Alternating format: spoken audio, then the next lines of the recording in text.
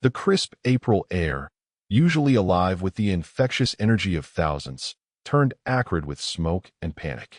Boston's historic Marathon Day, a celebration of human endurance and civic pride, fractured into chaos.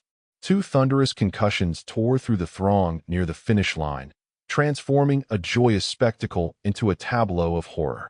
The blast waves, a brutal punctuation mark in the city's heart, ripped through flesh and bone, scattering spectators and turning the celebratory atmosphere into a suffocating shroud of dust and terror.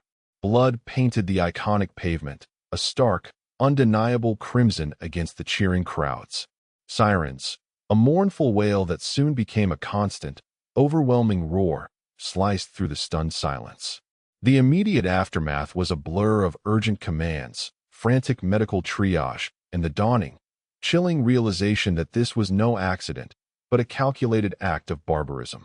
The city, accustomed to its own rhythm, found itself abruptly plunged into a crisis that demanded an immediate, overwhelming response.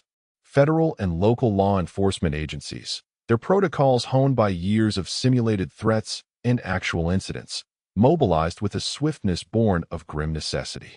Every available resource was marshaled, every unit tasked with a singular, urgent mission: find the perpetrators, prevent further harm, and restore a semblance of order to a city reeling from an unprovoked assault. The immediate hours were a blur of controlled urgency, a cascade of information flowing through command centers, each piece a potential key to unlocking the identity of those responsible for shattering the peace. The sheer scale of the event, coupled with the deliberate nature of the attack, amplified the pressure, transforming the investigation into a race against an unseen, relentless enemy. The city held its breath, a collective gasp echoing through its historic streets, waiting for answers that felt impossibly distant. Within the vortex of the immediate crisis, the sophisticated machinery of modern policing began to churn. The meticulous, often painstaking, process of evidence collection commenced even as the wounded were being evacuated. Crime scene tape, a stark yellow barrier, cordoned off the devastated areas, preserving the volatile fragments of truth scattered amidst the debris. Forensic teams, their movements precise and deliberate, began the grim work of documenting and collecting every particulate of evidence, from the smallest shard of shrapnel to the most damning footprint. Simultaneously, a vast digital net was cast. Surveillance cameras, those ubiquitous electronic eyes that record the pulse of urban life, became crucial witnesses. Hours upon hours of footage were meticulously reviewed, the mundane movements of thousands of spectators scrutinized for any anomaly, any flicker of suspicious behavior.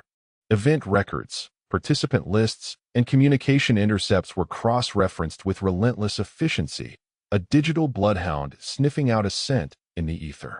This painstaking digital excavation soon yielded a critical breakthrough. Grainy, yet undeniably significant, footage emerged, capturing two young men moving with an unsettling purpose through the throngs of unsuspecting onlookers. Their presence, their demeanor, the way they navigated the jubilant crowds, stood in stark contrast to the festive atmosphere surrounding them. These images, once analyzed and disseminated, would become the visual anchors of the manhunt, indelible markers of the architects of terror. The initial shock of the explosions had begun to give way to a grim determination, the investigation morphing from a response to an incident into a full-blown pursuit. The city, still nursing its wounds, now braced for the next phase, a grim ballet of pursuit and evasion that would soon grip its streets. The convergence of physical evidence and digital intelligence set the stage for a confrontation that would test the very limits of law enforcement's capacity in an age defined by interconnectedness and the pervasive reach of technology. The questions were no longer just about who had done this, but how and why, and the answers lay buried in a landscape of chaos, fear, and the ever-watchful gaze of digital surveillance. The methodical combing of security footage and communication logs proved to be the critical pivot, transforming a widespread tragedy into a focused manhunt. The images of the two brothers, their faces etched into the collective consciousness of a nation through viral dissemination, became the focal point of an unprecedented investigative effort. They were no longer anonymous faces in a crowd, but the prime targets of a relentless pursuit. The pressure to apprehend them and to prevent any further acts of violence was immense, permeating every level of the multi-agency task force. The investigation moved with a ferocity that belied the methodical nature of its initial stages. Every lead, no matter how faint, was pursued with unwavering intensity. Federal agencies, with their expansive resources and specialized units, worked in seamless concert with local authorities, their combined expertise forming an almost impermeable net. The city, still visibly scarred by the day's events, became the epicenter of this intensified operation. Streets that had hours before echoed with cheers now buzzed with the low hum of police cruisers and the measured tread of officers on patrol. The palpable tension was a constant companion, a reminder of the stakes involved. The initial shock had subsided, replaced by a steely resolve. The criminal investigation had begun in earnest, its trajectory dictated by the chilling clarity of the evidence that was rapidly emerging. The world watched, captivated and horrified, as the drama unfolded, a stark illustration of the vulnerabilities inherent in open societies and the formidable power of a coordinated, technologically enabled response. The narrative was no longer just about the attack itself, but about the unyielding human drive to seek justice in its wake, to piece together the fragmented narrative of devastation and ultimately, to hold those responsible accountable for their actions. The psychological toll on the investigators, the constant exposure to the grim realities of the crime, began to manifest, adding a layer of human frailty to the otherwise clinical pursuit. The weight of the city's fear rested heavily on their shoulders. The investigation's focus sharpened, narrowing from the vast, anonymized canvas of the marathon crowd to the specific, unnerving details of the two brothers' movements. Beyond mere presence, analysts meticulously deconstructed their patterns. One brother, identified as the primary planner, exhibited a subtle but consistent deviation from the expected flow of pedestrian traffic, a deliberate avoidance of direct camera exposure, a calculated meandering that spoke of premeditation rather than casual attendance. His counterpart, the operative, displayed a heightened awareness of his surroundings, his gaze darting with an intensity that transcended casual observation. It was this granular analysis of their micro-behaviors, the almost imperceptible tells that escaped the untrained eye, which began to paint a chilling portrait of calculated intent. Consider how seemingly innocuous actions, like a slight hesitation or a particular angle of approach, can become profound indicators when viewed through the lens of relentless scrutiny. This deeper dive into behavioral forensics, extending beyond simple identification, provided a crucial psychological profile, a window into the minds of those orchestrating such devastating violence. Furthermore, the physical evidence collected from the blast sites began to interlock with this emerging behavioral narrative. Analysis of the improvised explosive devices revealed a startling level of technical sophistication, far exceeding that of common criminals. The components, sourced through a complex, almost invisible supply chain, suggested a deliberate effort to circumvent detection and maximize destructive potential. This wasn't a spontaneous act. It was the result of careful planning, resource acquisition, and technical proficiency. Now, picture the painstaking process of tracing these components back through untraceable purchases, digital breadcrumbs left on encrypted forums, and the shadowy networks that facilitate such activities. It's a testament to the investigative team's ability to connect disparate pieces of information, creating a coherent picture from what initially appears as random noise. The synergy between understanding the perpetrator's actions and analyzing the tools of their trade created a formidable investigative momentum, pushing the boundaries of what was previously thought possible in such time-constrained scenarios. The deeper these investigations burrowed, the more apparent the calculated nature of the plot became. Consequently, the initial scope of the investigation broadened to encompass a wider web of potential collaborators or facilitators. While the footage focused squarely on the two brothers, the very nature of their preparations implied external support, however remote. This led investigators to explore not just individual actions, but the underlying infrastructure that could enable such an attack. It's akin to understanding that a single brushstroke, while visible, is part of a larger, more complex artistic composition. Examining financial records, communication histories, and even social media interactions for any subtle connections or shared ideologies became paramount. This phase of the investigation emphasized the multifaceted nature of modern threats, where individual actors often operate within larger, more nebulous networks, requiring an equally sophisticated and expansive approach to counter them. The challenge lay in distinguishing between genuine links and mere coincidence, a delicate balance that demanded constant reevaluation of the data. Building on this, however, the investigation also encountered the profound ethical and legal quandaries inherent in a rapidly evolving digital landscape. The very speed and accessibility of information that aided the investigation also raised significant questions regarding privacy rights and the limits of surveillance. Now, consider the tension between the imperative to safeguard public safety and the constitutional protections afforded to individuals.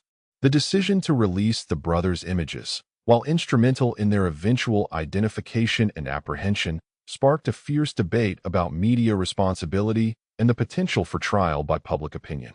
This aspect of the case underscored a critical, ongoing dialogue about the boundaries of journalistic dissemination during active investigations, a complex dance between transparency and the potential for prejudicing legal proceedings. The narrative was no longer solely about solving the crime. It was also about navigating the intricate legal and ethical terrain that such a high-profile incident illuminated. As the pursuit intensified, the initial shock of discovery gave way to a more profound understanding of the forces at play. The unraveling of events, from the initial chaotic moments to the calculated precision of the perpetrator's actions, revealed a complex tapestry where technological prowess and human intention intertwined. The sheer volume of information, once a daunting deluge, began to coalesce into a discernible pattern, demonstrating how digital footprints, however faint, could illuminate the darkest corners of deliberate malice. The convergence of real-time intelligence, forensic analysis, and the relentless dedication of investigators highlighted a paradigm shift in crisis management, a testament to the evolving capabilities of modern security apparatuses. The narrative arc shifted from a chronicle of an attack to an examination of the intricate systems designed to counter such threats, emphasizing the delicate equilibrium between citizen rights and collective security. Reflecting on this journey so far, the experience has illuminated the profound impact of interwoven digital and physical landscapes on the execution and resolution of complex incidents. The case served as a stark reminder that in an era of instantaneous communication and pervasive surveillance, the lines between perpetrator and pursued, between evidence and opinion, are often blurred, demanding a nuanced approach to justice. The very mechanisms that empower investigation also necessitate careful consideration of ethical boundaries, creating a perpetual dialogue about the appropriate balance of power and liberty. The cumulative effect of these converging realities, the technological sophistication of adversaries, the enhanced capabilities of responders, and the evolving legal and societal frameworks, paints a complex picture of contemporary security challenges. It's akin to observing a powerful river, its currents strong and seemingly chaotic, yet ultimately flowing towards a defined destination, shaped by the contours of its banks and the obstacles it encounters. As we pivot towards the final reflection, the cumulative weight of the investigation's findings and its broader societal implications demands contemplation. The intricate dance between human agency, technological tools, and ethical considerations has been laid bare, showcasing the multifaceted nature of responding to modern threats. The aftermath of such an event extends far beyond the immediate apprehension of individuals, resonating through legal precedents, public discourse, and the very architecture of our civic defenses. The journey has been one of piecing together fragments, understanding motivations, and grappling with the consequences, all while acknowledging the indelible mark left on both the community and the institutions tasked with its protection. The culmination of these insights points towards a necessary, albeit challenging, evolution in how we perceive and address the persistent realities of an increasingly interconnected world. The chilling efficiency with which the perpetrators had orchestrated their attack, and the equally swift, sophisticated response it ignited, underscored a profound truth about the contemporary world. vulnerability, and resilience now exist in an inseparable embrace. The digital threads that wove through every aspect of the investigation, from the omnipresent gaze of surveillance cameras to the encrypted whispers of communication, served not merely as tools for apprehension, but as tangible manifestations of a new reality. This reality dictated that the architects of terror, however adept they might be at exploiting societal openness, would inevitably leave their indelible digital signatures. Conversely, those tasked with protecting that society possessed an increasingly formidable array of technological and analytical capabilities, capable of transforming scattered data points into actionable intelligence at an unprecedented pace. The Marathon bombing, in its brutal unfolding and meticulous deconstruction, was a stark, visceral demonstration of this evolving dynamic. It illuminated the complex interplay between the visible, tangible world of human action and the invisible, yet immensely powerful, realm of digital information, a realm where truth and deception constantly vied for dominance.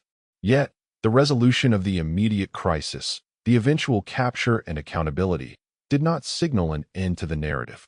Instead, it marked the beginning of a deeper, more enduring conversation. The ethical tightrope walked by law enforcement and the media, the debates surrounding civil liberties in the face of heightened security, and the profound psychological scars left upon a community, all spoke to the multifaceted nature of justice in the modern age. The very act of seeking justice, when amplified by the constant hum of public scrutiny and the permanent record of digital media, became a performative act, laden with implications far beyond the courtroom. The images of the tense standoff, the furtive movements of the pursued, and the eventual, often ambiguous, outcomes etched themselves not only into news archives but into the collective consciousness, shaping perceptions and influencing future responses. The case became a potent case study, not just for law enforcement, but for society at large, a living testament to the intricate compromises and constant calibrations required to maintain security without sacrificing the fundamental freedoms that define an open society. The pursuit of justice, it became clear, was not a destination but a perpetual, evolving process, demanding vigilance, critical thought, and a deep understanding of the human element within the technological framework. Ultimately, the Boston Marathon bombing and the extraordinary effort to bring its perpetrators to justice served as a powerful, if somber, reminder of our shared humanity and our collective responsibility. The swift, coordinated response showcased the best of what organized human endeavor can achieve when united by a common purpose. However, the enduring impact lies not just in the operational successes, but in the questions it compels us to confront. How do we harness the power of technology without eroding privacy? How do we balance the imperative of security with the bedrock principles of liberty? And how do we, as a society, heal and move forward in the wake of such profound trauma, ensuring that our response strengthens our resolve rather than diminishes our values? The answers to these questions are not static. They are forged in the ongoing dialogue, in the continuous refinement of our systems, and in the unwavering commitment to seeking truth with both rigor and compassion. The true practice of navigating this complex intersection of vulnerability and resilience begins now, with every decision, every debate, and every act of remembrance, shaping the future for generations to come.